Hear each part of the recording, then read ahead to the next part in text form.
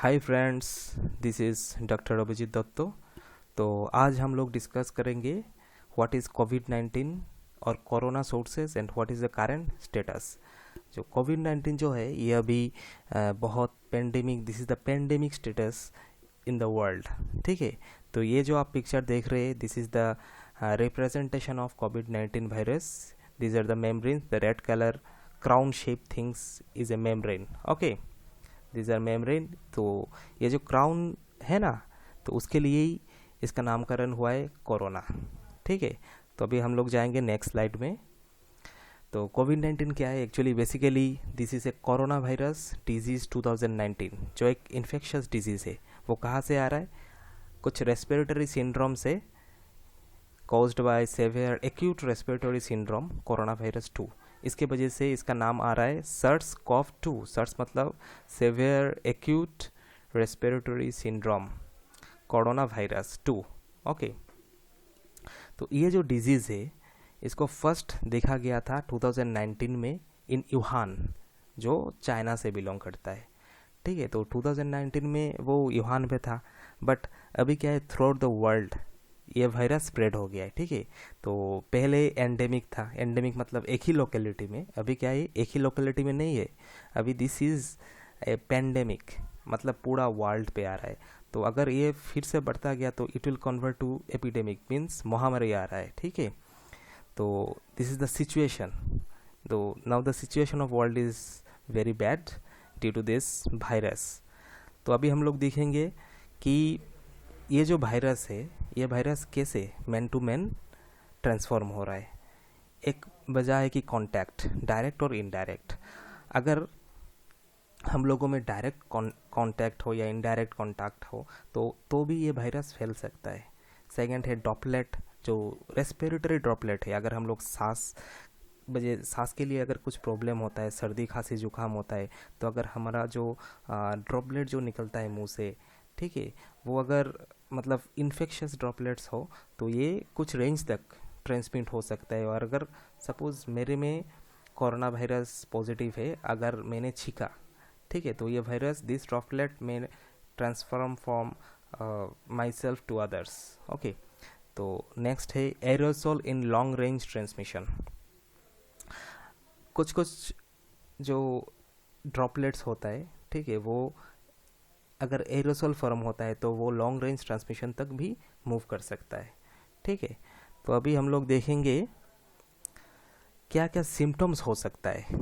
ठीक है, तो फीवर हो सकता है, फैटिग हो सकता है, ड्राई कॉफ हो सकता है, एचेस एंड पेन्स हो सकता है, रनी नोज हो सकता है, सोर थ्रोट हो सकता है, शॉर्टनेस ऑफ ब्रेथ हो सकता है, डायरिया हो सकता है। ठीक है, तो जो ये जो फीवर है और शॉर्टनेस ऑफ ब्रेथ जो है, जुकाम, सर्दी, खांसी, सभी रेस्पिरेटरी रिलेटेड प्रॉब्लम से ये सब कोरोना वायरस हो रहा है। ठीक है, सो हम लोग जाएंगे नेक्स्ट स्लाइड में। इसमें बोला गया है कि जैसे close contact and respiratory droplets, इसके बारे में कुछ बोला गया है कि कितना क्लोज कॉन्टैक्ट रहने से ये वायरस इजीली स्प्रेड होता है। ठीक है, तो इसमें बोला गया है कि अगर आप 6 फुट के डिस्टेंस पे आप रहते हो तो ये वायरस आपसे दूसरे लोगों तक स्प्रेड हो सकता है। तो 6 फीट और 1.8 मीटर्स। ठीक है, तो the virus is thought to spread mainly from person to person. ये एक पर्सन से दूसरा पर्सन में ट्रांसफॉर्म हो सकता है between people who are in close contact with one another within 6 feet. अगर आप 6 फीट के अंदर में रहोगे तो आपसे दूसरे में ये वायरस स्प्रेड हो सकता है, अगर आप इन्फेक्टेड हो तो ऐसा कोई बात नहीं है कि आप 6 फीट के दूर रहो या 8 फीट 10 फीट में रहो कि वायरस स्प्रेड नहीं होता है। पर साइंटिफिकली अभी तक प्रूव हुआ है कि अगर 6 फीट के अंदर रहोगे तो ये वायरस इजीली स्प्रेड होगा। ठीक है, और कैसे स्प्रेड हो रहा है? Respiratory droplets, this is the main reason. ठीक है, अगर आपकी सर्दी खांसी जुकाम हो और अगर आप मतलब छींकते खांसते तो उसमें से क्या होता है, ड्रॉपलेट जो निकलता है, ठीक है, तो ये ड्रॉपलेट भाया एयर मीडियम आपसे दूसरे में जा रहा है। ठीक है, तो इससे बोला गया है कि USCDC एडवाइस दिया गया है कि अगर आप 6 फुट डिस्टेंस के बाहर रहेंगे तो शायद ये वायरस एक दूसरे में स्प्रेड नहीं होगा। ठीक है, तो इसको बोला जाता है सोशल डिस्टेंसिंग। ठीक है। जो अभी इसके लिए अभी हर जगह पे लॉकडाउन दिया जा रहा है कि जिसके लिए आप सोशल डिस्टेंसेस मेंटेन हो, और जिसमें अगर आप इन्फेक्टेड रहोगे तो आपसे अगर दूसरे में अगर आप सोशल डिस्टेंसेस मेंटेन करते जाओगे तो आपसे वायरस दूसरे में स्प्रेड नहीं होगा। तो social distances is the main thing to recover from this virus. Okay, अभी हम लोग देख रहे हैं एयर करंट। इसमें बोला गया है कि कितना साइज होने से ड्रॉपलेट कितना ट्रेवल कर सकता है। अगर आपका ड्रॉपलेट का साइज 5 माइक्रोमीटर से बड़ा हो तो ये जनरली शॉर्ट रेंज तक डिस्टेंस कर सकता है, ठीक है, 3.3 feet. Okay, less than 3.3 feet. अगर आपका वायरस का साइज अगर छोटा हो, लेस देन 5 माइक्रोमीटर, ठीक है, एरोसोलाइज ड्रॉपलेट, तो ये मोर देन 3.3 फीट मूव कर सकता है, ठीक है। तो हम जाएंगे अभी नेक्स्ट स्लाइड में। उससे पहले आप ये देख लीजिए, study of transmission occurring in restaurant people. तो एक स्टडी हुआ था जिसमें बोला गया है कि 1 मीटर के अगर अंदर हो आप लोग, ठीक है, तो ये वायरस अगर आप इन्फेक्टेड हो तो आपसे दूसरे में जा सकता है, ठीक है। तो मेन मुद्दा जो है, आपको सोशल डिस्टेंसेस मेंटेन करना है। अगर सर्दी जुकाम खांसी हो, मतलब पब्लिक प्लेस में छींकना नहीं है आपको, ठीक है। अगर आपको अगर लगता है कि आपका सर्दी जुकाम या आपका तबीयत ख़राब है, बुखार है, तो please contact with the health centre, और कोई भी अगर मेडिकल सिस्टम रहे आपके आसपास तो आप उसके साथ कांटेक्ट कीजिए, ठीक है, और बाहर मत घूमिए। ह्यूमिडिटी का मतलब है जो अगर गर्मियाँ ज़्यादा होता है, इन बिटवीन 50% एंड 80%, अगर हॉट वाटर ड्रॉपलेट अगर एनवायरनमेंट और एटमॉस्फेयर पे ज़्यादा होता है तो उसको बोला जाता है ह्यूमिडिटी। इसमें क्या दिखाया गया कि it is assume that temperature and humidity modulate the viability of viruses by affecting the properties of viral surface protein and lipid membrane. अगर किसी भी जगह पे अगर ह्यूमिडिटी ज़्यादा हो, ठीक है, तो उसमें देखा गया है कि कुछ वायरस का जो मेम्ब्रेन है, जो क्राउन शेप मेम्ब्रेन है, उसमें कुछ खराबी आता है। इसके लिए क्या होता है, virus is suppose to going unactive, ठीक है। तो ये जो रिलेटिव ह्यूमिडिटी होता है, अगर ये ह्यूमिडिटी अगर 50 से 80% तक रहता है तो ये सब वायरस को इफेक्ट करता है, ठीक है। ये जो वायरस को ये सब इफेक्ट करता है। इसमें लिखा हुआ है relative humidity therefore affects all transmission ways but has most pronounce effect on airborne transmission. जो एयरबोर्न ट्रांसमिशन जो होता है, छींकने की वजह से जो ड्रॉपलेट एयर में मूव करता है उसको कम करता है, डिस्ट्रॉय करता है, ठीक है, इंक्रीज ऑफ ह्यूमिडिटी। तो ये कुछ स्टेटिस्टिक्स है जो वर्ल्ड बेसिस में दिखाया गया है। This is the number of corona virus cases, it's near about 3.3 million. Okay, तो this is the death rate, red colour mark is death rate and this is the recovered rate. तो death rate is near about 7%। Okay, 7% of death rate is there, ठीक है। तो this is the recover amount, this is the active cases. Death और recovered amount के बाद जो रह जाता है, this are active cases 2 million. तो 2 मिलियन में से 1.9 मिलियन जो है this is in mild condition and 0.5 million जो है this is in serious condition और क्रिटिकल कंडीशन, ठीक है। तो इसमें से ज़्यादातर देखा गया है जो क्रिटिकल कंडीशन वाला जो मतलब ह्यूमन बीइंग है, उसमें से ज़्यादातर लोग ही more than 50 years of age, ठीक है। तो बेसिकली ये जो वायरस है it is fully based on immune system. अगर आपका इम्यून सिस्टम स्ट्रांग हो तो ये वायरस आपको इतना जल्दी मतलब कब्जे में नहीं ले सकता है, ठीक है, it will not hurt you. Okay, तो this is the active cases. देखिए आप, इट इज़ जनवरी 22 2020 जनवरी से केस बढ़ रहा है। मार्च तक कुछ लीनियर शेप में था, पर मार्च से 30 अप्रैल तक this will moves from almost 0.2 million to almost 2 million।